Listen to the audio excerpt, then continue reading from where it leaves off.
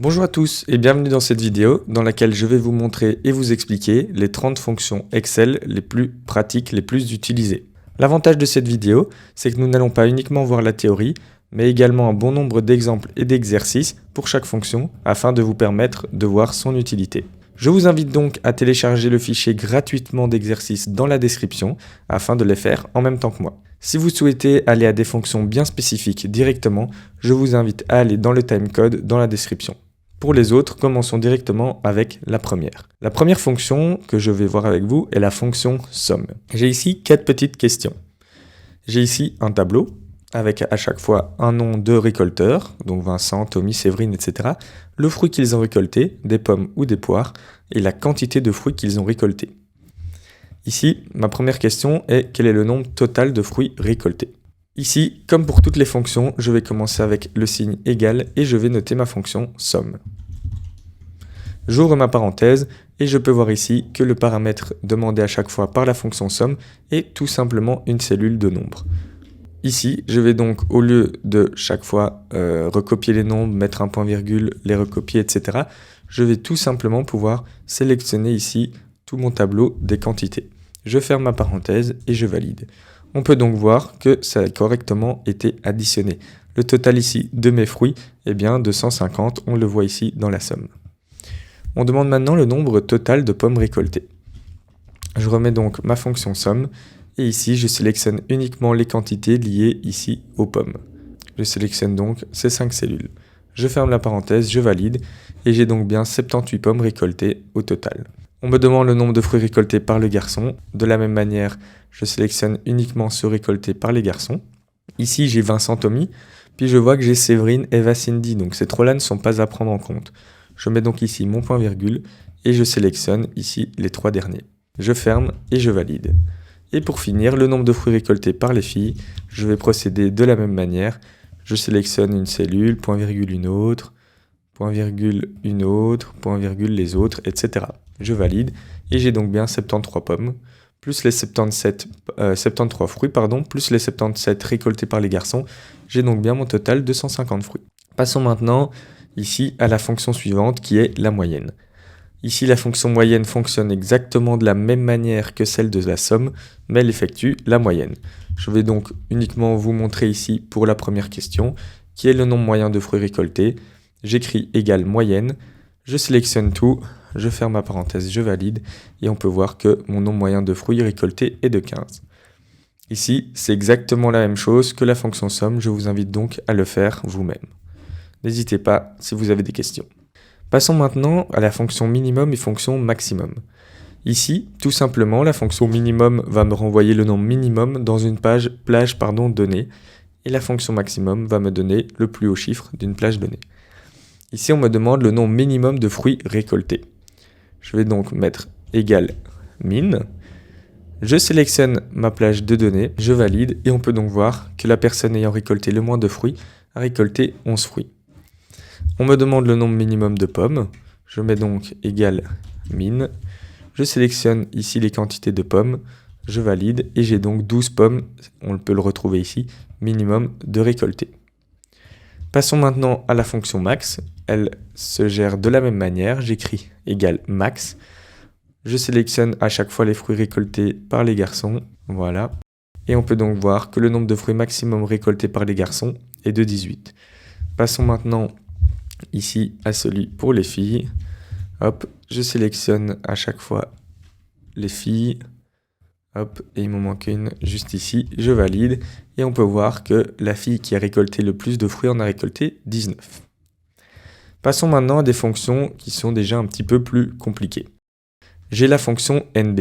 Ici, la fonction NB va me renvoyer le nombre de cases, le nombre de cellules qui contient un nombre. J'ai donc ici plusieurs mois, les janvier ou février, les récolteurs de nouveau ainsi que le fruit. Et je vois chaque fois la quantité qu'ils ont récoltée. On peut donc par exemple voir ici que en janvier, Séverine n'a pas ramassé de pommes. En janvier, Cindy n'a pas ramassé de pommes, etc. J'aimerais donc savoir combien de fois des fruits ont été récoltés en janvier et en février. J'utilise donc ma fonction NB. J'ouvre ma fonction, comme d'habitude, et je sélectionne tout simplement ma plage de données. je ferme ma parenthèse, je valide. On peut donc voir que le chiffre 6 apparaît. Pourquoi? Car j'ai 6 cellules non vides dans la plage que je lui ai indiquée. 1, 2, 3, 4, 5 et 6. Si maintenant je rajoute que Séverine a mis par exemple 10 pommes, je valide et on peut voir qu'il ajoute directement un chiffre ici. C'est sympa. On a vu maintenant la base, mais on aimerait pouvoir aller plus loin. Parce que savoir le nombre de cellules non vides, c'est bien, mais on aimerait bien pouvoir l'associer à différents paramètres. Et ne pas devoir, comme juste avant, chaque fois nous-mêmes analyser où sont les pommes, où sont les poires, etc. J'ai donc ici mon tableau. J'ai cette fois 5 récolteurs différents qui sont en janvier et qui sont en février. Et j'ai des filtres qui vont s'appliquer. J'aimerais ici avoir le nombre de jours que des fruits ont été récoltés en janvier. Je pourrais, comme juste avant, le faire de cette manière. Ouvrir NB, voir moi-même combien de cellules concernent janvier. Il s'agit de 5 cellules. Je sélectionne donc ici les cellules de janvier. Je valide, je vois 5. Mais ici, ce n'est pas le but. On aimerait que ça se fasse de manière automatique et que je sélectionne toute ma plage et qu'il lui applique le filtre janvier automatiquement. Je vais donc utiliser la fonction nb.si.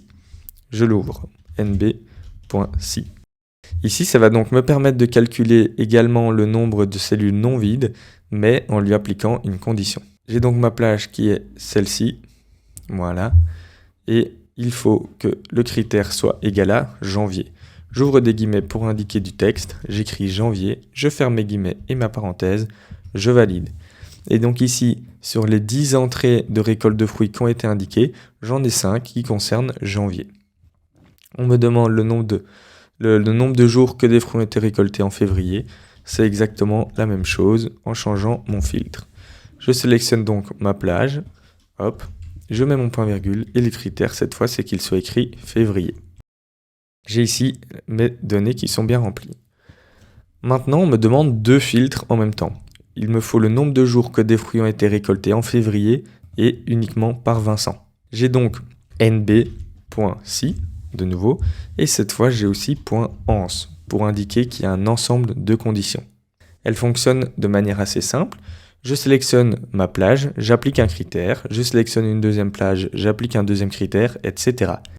Mon premier critère est donc qu'il soit récolté en février. Je sélectionne donc mes mois et mon critère c'est qu'il soit indiqué février. Je mets un point virgule, on me demande ma plage de mon deuxième critère. Ici mon deuxième critère c'est que le récolteur s'appelle Vincent. Je sélectionne donc la plage des récolteurs et je mets comme critère Vincent. Je valide, je ferme ma parenthèse et j'ai bien Vincent qui a récolté un jour en février. Si ici je change Eva par Vincent, on peut voir que ça se met à jour directement. C'est vraiment une fonction très puissante. Voyons maintenant la fonction si. La fonction si, on l'a déjà un petit peu vue juste avant, elle me permet d'appliquer des conditions à un tableau, à des données. Ma consigne est la suivante. J'ai ici donc un nom d'élève, j'ai mis récolteur mais c'est bien sûr des élèves, voilà. Et on me dit si l'élève a reçu une note supérieure ou égale à 10, il faut indiquer ici le résultat réussi. Sinon, il faut indiquer le résultat échoué. J'ai donc mes prénoms d'élèves, j'ai chaque fois leur note sur 20 et mon statut juste ici. J'ouvre donc ma fonction si et mon test logique, ça va être ma condition. Ma condition, c'est que donc cette note soit supérieure ou égale à 10. Je mets un point virgule. Si jamais c'est vrai, donc si ma condition est remplie, c'est-à-dire que la valeur ici est supérieure ou égale à 10, j'affiche réussi. Si jamais c'est faux, donc dans tout autre cas, j'affiche échoué. Je ferme ma parenthèse et je valide. Ici, si je veux, je peux tout simplement tirer ici ma formule afin de l'appliquer au reste du tableau. J'ai donc ici réussi et échoué qui s'est mis directement en fonction du résultat indiqué dans la colonne notes de chaque élève. C'est donc vraiment une fonction qui est hyper pratique, qui va vraiment permettre d'automatiser une partie de vos tâches. Elle peut également, cette fonction, être couplée à d'autres fonctions, comme par exemple et ou bien ou. Ici, on me dit, si l'élève a reçu une note supérieure ou égale à 10 et que l'élève est absent moins de 3 fois, indiquez le statut réussi, sinon indiquez le statut échoué. J'ai de nouveau ici des élèves et non des récolteurs, c'est de ma faute. J'ai à chaque fois leur note sur 20 et j'ai le nombre de fois qu'ils sont absents sur l'année. Commençons donc directement. Ici, je vais donc ouvrir ma fonction si et à mon test logique, j'ouvre ma fonction et. La fonction et va permettre d'indiquer plusieurs critères. J'ai donc hop, si et puis j'ouvre et qui va me permettre de vérifier plusieurs éléments. J'ai à la fois comme premier critère que la note ici soit supérieure ou égale à 10. Ça, c'est comme nous avions déjà vu précédemment. Je mets mon point virgule afin d'indiquer ma deuxième valeur logique, ma deuxième condition. Il faut que cette cellule-là soit strictement inférieure à 3. Ici, on est bon. Je peux maintenant mettre ma parenthèse pour indiquer que la fonction et est terminée. On peut voir ici qu'on me ramène à la fonction si au test logique. Je peux donc maintenant mettre mon critère si vrai. Donc si la note est supérieure ou égale à 10 et qu'ajouté à cela le nombre d'absences soit inférieur à 3, je peux maintenant indiquer réussi. Si ce n'est pas le cas, j'indique échoué. Je ferme ma parenthèse, j'appuie sur Enter. De nouveau, je peux étendre ma formule. On peut donc voir ici les différents cas. Par exemple, Eva a bien une note supérieure ou égale à 10, mais par contre, elle a été absente plus de 2 fois. On a donc le statut échoué qui s'est bien indiqué. On peut donc voir que notre formule a fonctionné correctement. De la même manière, je peux utiliser la fonction OU ajoutée à la fonction SI. J'ai donc ici, si l'élève a une note supérieure ou égale à 10 ou que l'élève est absent moins de 3 fois, indiquer le statut réussi, sinon indiquer le statut échoué. Ça veut dire que un élève comme Séverine, qui a eu 7 sur 20 mais qui est absent 0 fois, est censé être affiché réussi. On va voir. J'ouvre donc la fonction si. J'ouvre en plus la fonction OU, qui va donc me permettre de choisir un critère ou un autre. J'ai donc comme premier critère de nouveau la note supérieure ou égale à 10. Point virgule, mon deuxième critère, c'est que le nombre d'absences soit strictement inférieur à 3. Je ferme ma condition. Et donc ici, si un des deux critères est vrai, j'affiche réussi. Sinon, j'affiche échoué. Je ferme ma parenthèse, je valide. Et je peux maintenant étendre ma formule. On peut donc voir ici que tout le monde a réussi, car tout le monde a soit 10 sur 10 minimum, ou alors que tout le monde a moins de 3 absences.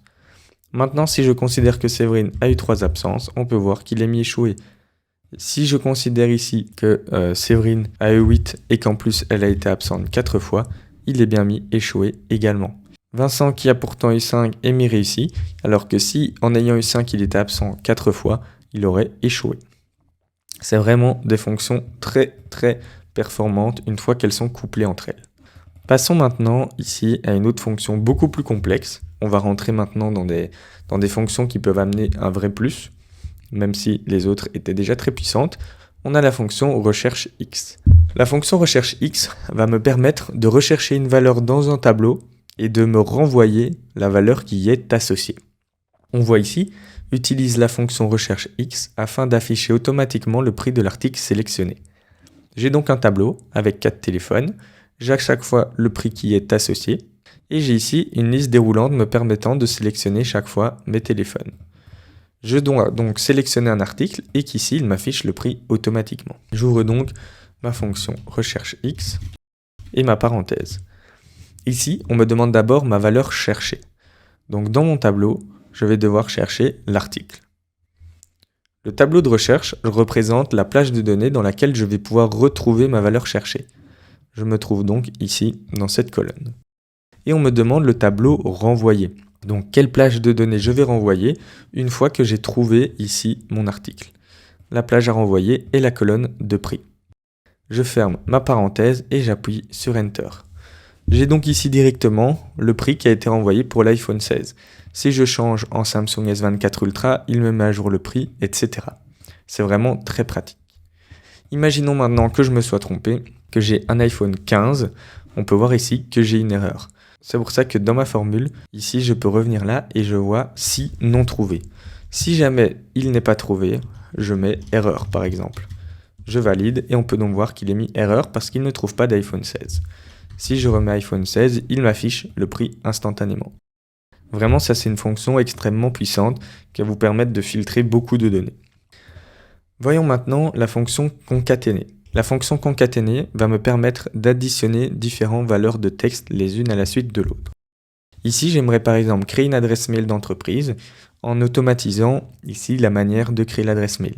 J'aimerais bien qu'il soit affiché de manière attachée le nom, le prénom, le matricule et le @gmail.com pour chaque employé. J'ai donc la fonction concaténer.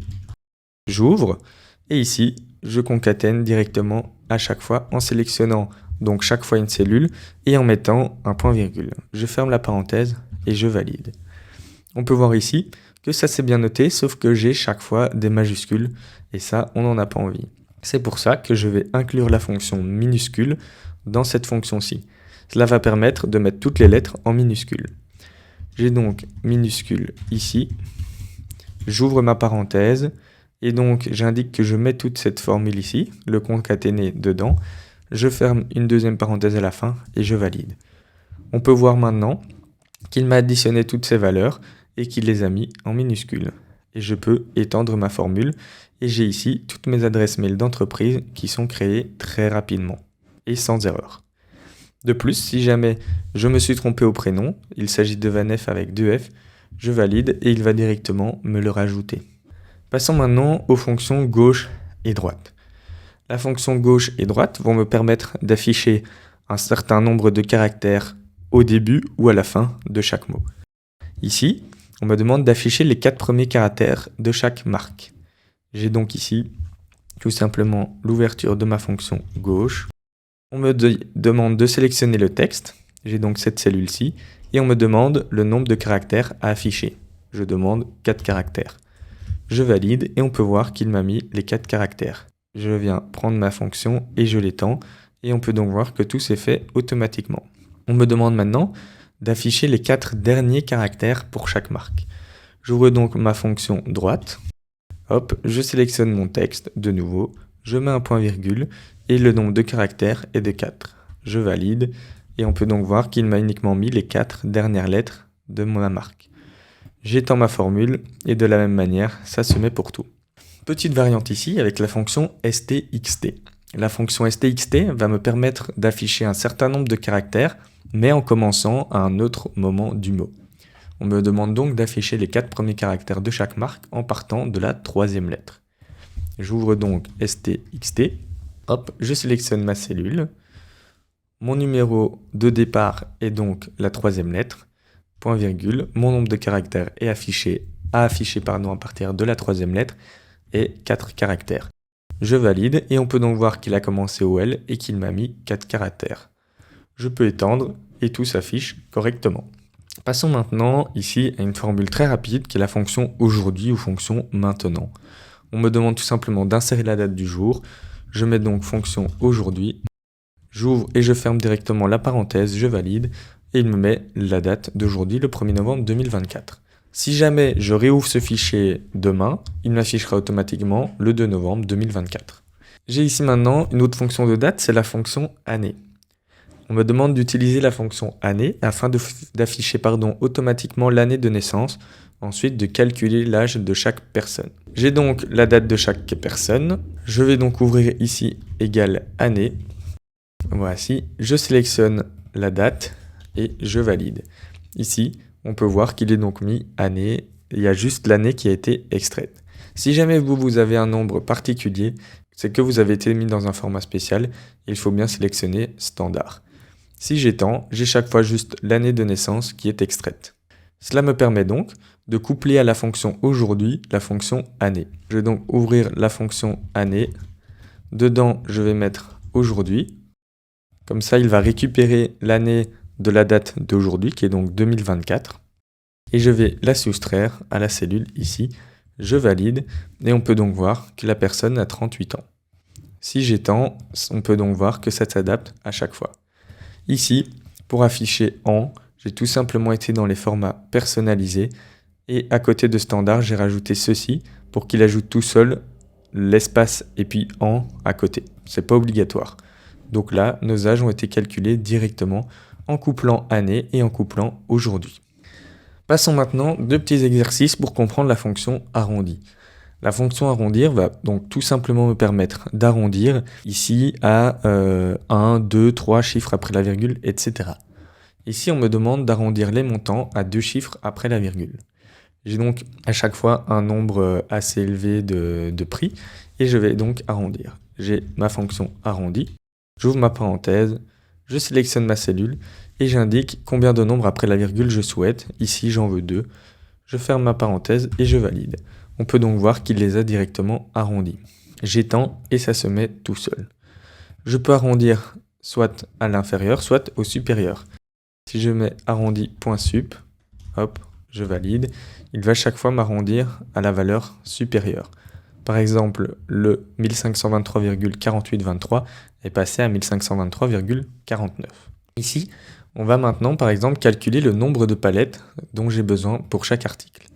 J'ai donc différents articles, j'ai une certaine quantité pour chaque article et je vois ici que par palette, des pantalons je peux en mettre 5, des chaussettes par palette je peux en mettre 7, etc. Je vais donc utiliser la fonction arrondi et je vais donc tout simplement utiliser le nombre d'articles divisé par le nombre d'articles disponibles par palette et je mets comme point virgule 0 parce que je ne souhaite pas avoir de reste, forcément je ne vais pas couper mon pantalon en deux. Je valide et on peut donc voir qu'ici je peux faire 9 palettes de pantalons et si j'étends ma formule, je peux faire 12 palettes de chaussettes, 7 palettes de 9 t-shirts, 7 palettes de 4 chaussures, etc. C'est intéressant, mais maintenant j'aimerais revisiter cet exercice afin d'afficher chaque fois le nombre d'articles en trop. Pour les palettes, je vais réutiliser la même formule. J'ai donc arrondi, hop, mon nombre est ceci divisé par le nombre disponible par palette et j'aimerais bien donc un reste de 0. Je valide, j'étends ma formule juste ici. Ici, cela peut se calculer directement en termes d'articles en trop. Je vais donc mettre égal mode. Comme on peut voir ici, renvoie le reste d'une division. Et ma division, d'abord, je vais sélectionner mon nombre. Point virgule, je sélectionne mon diviseur. Ici, c'est très important de mettre le point virgule, car si je fais moi-même le signe comme ceci, par exemple comme ça, il va me mettre une erreur. Vous avez entré un nombre insuffisant d'arguments. Je mets donc en premier argument mon nombre d'articles, deuxième argument mon nombre disponible par palette, je ferme la parenthèse et je peux voir ici qu'il me reste 2 articles, donc 2 pantalons, il me reste 6 chaussures, 8 t-shirts, etc. Ça permet d'avoir une bonne gestion de stock à ce niveau. Les pantalons, je sais que j'en ai 47, je peux en mettre 5 par palette, ça me fait 9 palettes de 5 et il me reste 2 pantalons. Revenons ici à des fonctions de somme. Fonction très intéressante. Un petit peu de la même manière que nb.si, on va pouvoir intégrer des conditions aux sommes. On peut le voir dans le premier exercice, j'avais dû regarder moi-même où se trouvaient les cellules récoltées en janvier. Ici, on va demander que cela se fasse de manière automatique. J'ouvre donc ma fonction somme.si. Ma plage sur laquelle va s'appliquer mon critère, c'est ici les mois, car je souhaite le nombre de fruits récoltés en janvier uniquement. Mon critère est que le mois soit janvier. Et ensuite, je mets ma somme de plage. Donc les cellules à additionner se trouvent ici dans cette colonne. Je valide et on peut voir qu'il met directement que 78 fruits étaient récoltés en janvier. On va procéder de la même manière pour février. Ma plage de critères, c'est les mois. Mon critère est qu'il soit écrit février. Et ma plage à additionner, c'est ici les quantités. Je valide et j'ai donc 72 fruits récoltés en février. J'ai ici également possibilité de mettre plusieurs critères. Par exemple, là, je souhaite le nombre de fruits récoltés en janvier par Vincent. On peut voir que Vincent a récolté 2 fois en janvier. Je mets donc somme.si.ans. J'ai ici donc ma plage de somme. Cette fois, on va d'abord mettre la plage à additionner. Et maintenant, je mets mes critères. Ma plage de premier critère, c'est les mois. Ensuite, point virgule, mon premier critère, c'est janvier. Mon deuxième critère se situe au niveau du nom des récolteurs. Je sélectionne donc la plage des récolteurs. Et les critères, c'est Vincent. Je ferme ma parenthèse, je valide. Et on peut voir que Vincent a récolté 34 fruits en janvier. On me demande maintenant le nombre de fruits récoltés en février par Travis. Je fonctionne de la même manière. J'ai donc ma plage de somme additionnée, c'est les quantités. Mon premier critère, c'est les mois. Mon premier critère, c'est février. Ensuite, point virgule, ma deuxième plage de critères, c'est les noms. Et le nom qui doit se trouver est Travis. Je valide et j'ai Travis qui a récolté 32 fruits en février. Pour la fonction suivante, j'ai ici à chaque fois un type, revenu ou dépenses. j'ai à chaque fois un montant et j'aimerais afficher la valeur absolue de chaque montant. Donc qu'il n'y ait pas les signes moins. J'ai donc ici la fonction abs qui va me permettre de renvoyer la valeur absolue. Je sélectionne ma cellule, j'appuie sur fermer la parenthèse entrée et on peut voir qu'il va ici supprimer la mise en forme qui a été mise et en glissant ma fonction, il va chaque fois me mettre la valeur absolue de la formule, la valeur absolue du chiffre qu'il a trouvé. Si je change en 520, il va mettre 520. Si je mets moins 850, il va quand même mettre 850. Passons maintenant à la fonction rang. J'ai ici, comme d'habitude, je me suis trompé un nom d'élève et non de récolteur. J'ai mes 10 élèves et j'ai chaque fois leur note sur 20. On me demande de classer les élèves de la meilleure note à la moins bonne. J'ai donc l'ordre que je dois indiquer ici. Au lieu de chaque fois chercher, ok, Eva, elle est 10e, elle a la moins bonne note, ensuite c'est Vincent qui est 9e, etc. Je peux faire ça de manière automatique. J'ai donc rang, qui est le nom de ma fonction. J'ouvre ma parenthèse. Je vais donc indiquer ici mon nombre. En référence, je mets toute la plage. Et en l'ordre, il me met ici soit ordre décroissant, je mets 0, ordre croissant, je mets 1. Ici, je voulais de la meilleure note à la moins bonne. Je mets donc décroissant 0 et je valide. Je peux maintenant étendre ici ma fonction. On peut donc voir le numéro 1, c'est Cindy qui a 19. Ensuite, le numéro 2, Cindy qui a 18. Le numéro 8, c'est Séverine 7, etc. Passons à une autre fonction très utile, la fonction transpose. J'ai ici donc les en-têtes mois et montants. J'ai chaque fois mes mois et mes montants et j'aimerais que ici les mois soient mis en en-tête. Pour aller très vite, je me place donc ici, je mets égal transpose et le tableau que je transpose, c'est ceci. Je sélectionne directement, hop, je valide et on peut donc voir que ça s'est directement mis. Donc j'ai mes mois avec mes mois en en-tête et j'ai mes montants qui se mettent juste en dessous. Ça permet d'aller beaucoup plus vite quand on s'est trompé et qu'on veut échanger les mois et montants par exemple, qu'on veut échanger des données pour avoir plus clair dans certains endroits. Passons maintenant à la fonction décaler. Cette fonction est assez difficile à prendre en main, je vous conseille donc de bien écouter et de faire en même temps que moi. La fonction décaler va me permettre de renvoyer la valeur d'une cellule qui est en décalé par rapport à une autre. Exemple, j'aimerais ici par exemple dans moyenne à X jours de janvier renvoyer la valeur de mars. Je vais donc mettre égal décalé, ouvrir ma parenthèse, la référence c'est ma cellule de base, et puis ligne et colonne, c'est le nombre de lignes et colonnes que je dois décaler. Donc ici je dois décaler de 1, 2 lignes, je mets donc 2 et de 0 colonne. Si je valide, Enter, on peut voir que ça me renvoie bien 322. Ici, ça va me permettre de calculer par exemple la moyenne des 3 derniers mois par exemple, et le noter ici. Pour ce faire, je vais donc mettre la fonction décalée dans la fonction moyenne, fonction qu'on a vue au tout début. Et donc ici, je vais décaler d'aucune colonne, d'aucune ligne. Par contre, je vais m'intéresser à hauteur et largeur. Hauteur, ça va me permettre de prendre plusieurs cellules. Ici, si je souhaite prendre les 3 derniers mois, je vais devoir prendre -3 comme hauteur. Comme ça, il part de cette cellule et il prend celle juste au-dessus 2 fois. Je vais donc mettre moins, par exemple ici, j'aimerais bien que ce soit dynamique, donc je mets moins ceci, comme ça je pourrais changer ma cellule. Je vais ici bloquer ma référence en appuyant sur F4 ou en mettant manuellement mes petits dollars. Et en largeur, ici je prends une colonne. Je valide. On peut donc voir ici qu'il me met que la moyenne de celui-là, puisqu'ici et ici on n'a pas de nombre. Mais si jamais je tire, donc on peut voir que ici ça va être donc la moyenne de ce mois-ci, puisque les 5 cellules au-dessus sont vides.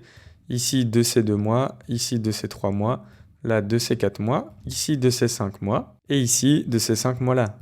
Il va chaque fois se décaler, ici de ces 5 mois, etc. Si ici je mets 2, il va uniquement faire la moyenne des 2 derniers mois. Là les 2 mois, ici ces 2 mois-là, ici ces 2 mois-là, etc. C'est vraiment pas évident à prendre en main comme formule, mais elle peut être très intéressante. La prochaine fonction est la fonction si erreur. Elle va me permettre que quand j'effectue une formule, si jamais j'ai une erreur, au lieu d'afficher l'erreur, je vais afficher un message personnalisé. Ici, on me dit effectue le calcul suivant. Nombre 1 divisé par nombre 2 et affiche impossible si tu as une erreur.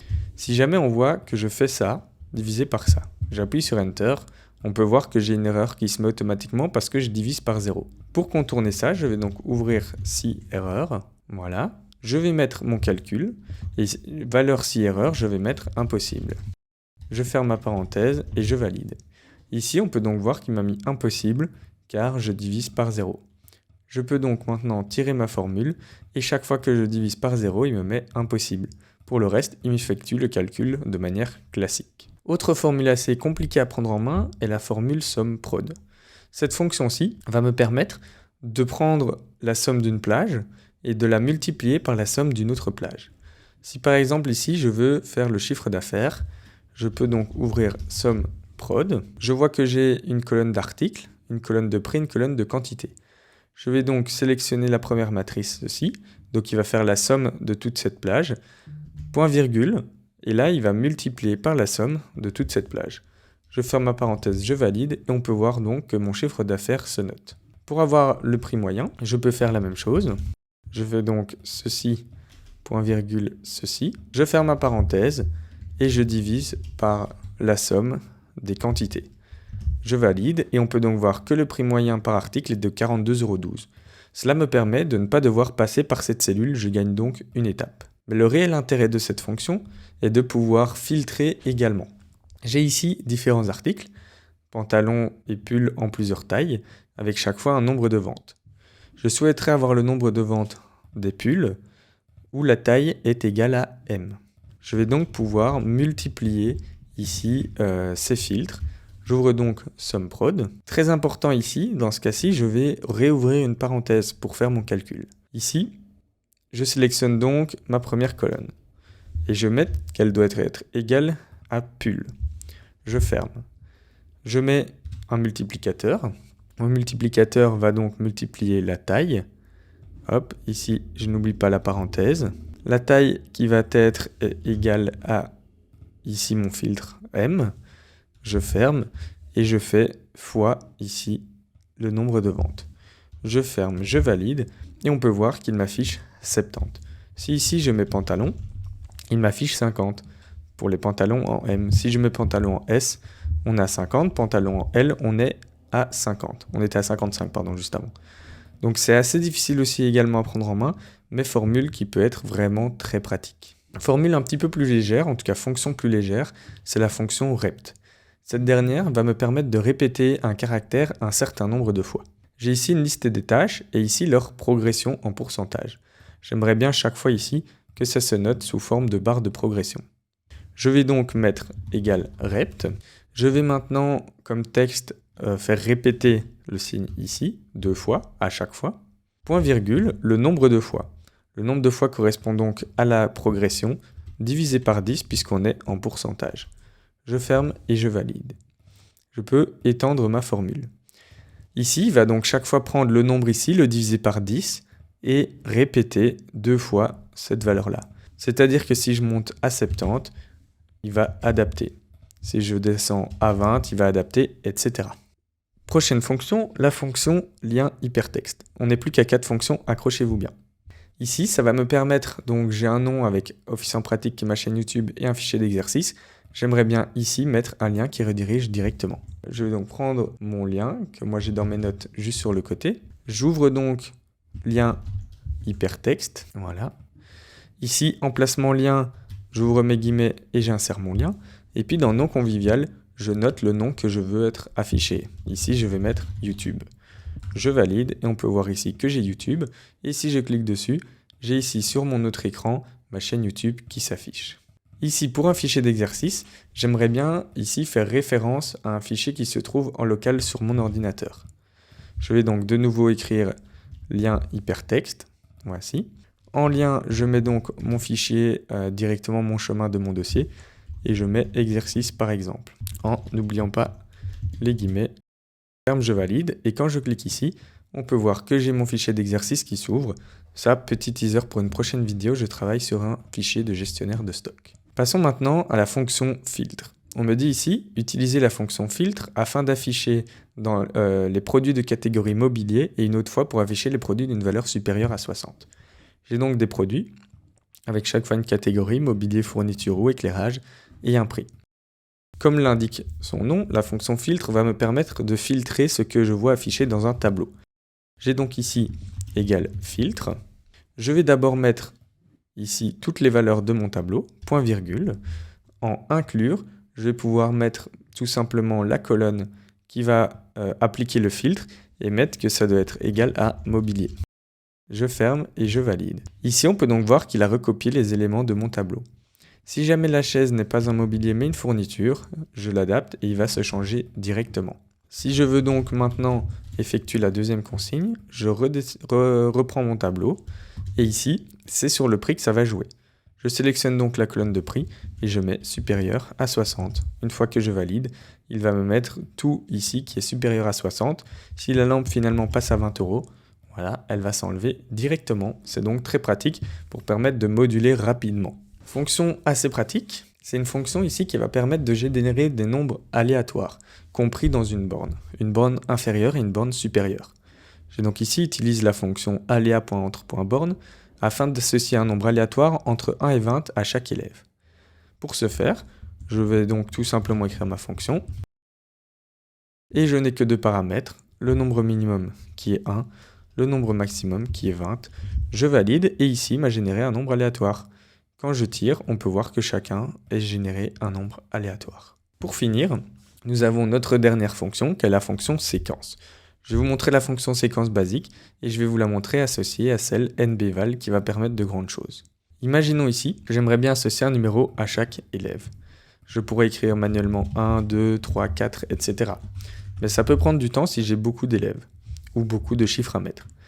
En mettant la fonction séquence, il me suffit ici de tout simplement mettre par exemple 10 pour qu'il me crée une suite de 1 à 10. Il m'est également possible, si jamais je souhaite faire un tableau, d'ici mettre donc 10 lignes sur 4 colonnes avec un début qui commence à 5 et qui augmente de 2 à chaque fois. Je valide, hop, j'ai juste la mise en forme à remettre, voilà. J'ai donc mon tableau de 4 sur 10 qui commence à 5, qui augmente de 2 à chaque fois. Je repars donc de ma formule séquence. J'avais ici 10 lignes sur une colonne. Voilà. Le problème, c'est que si par exemple ici j'ai Gauthier qui se rajoute, il ne va pas suivre à cet endroit-là. De même, si Didi se retire, il y aura toujours son numéro. Pourquoi? Parce que ici, ça n'est pas géré de manière dynamique. Pour le faire, je vais devoir utiliser la fonction nbval. nbval va me permettre de voir à chaque fois, de manière dynamique, le nombre de cellules qui n'est pas vide. Je mets donc ici nbval, je l'ouvre, et dans nbval, je vais sélectionner ici un grand nombre de cellules, par exemple ceci, et je n'oublie pas de fermer ma parenthèse, je valide. Ici, nbval va donc regarder chaque fois que la cellule n'est pas vide, et va dire, ok, ici, dans tout ce que tu m'as indiqué de sélectionner, j'en ai 10 qui ne sont pas vides, et donc il faudra 10 lignes. Ça veut dire que si Gauthier se rajoute ici, un 11 se rajoute. Si Théo se rajoute, il a le numéro 12. Et s'ils sont supprimés, directement le chiffre s'annule. On est donc à la fin de cette vidéo. Je vous invite ici à me poser vos questions dans les commentaires, ainsi qu'à aller sur ma chaîne YouTube pour vous abonner et voir toutes mes anciennes vidéos. À bientôt.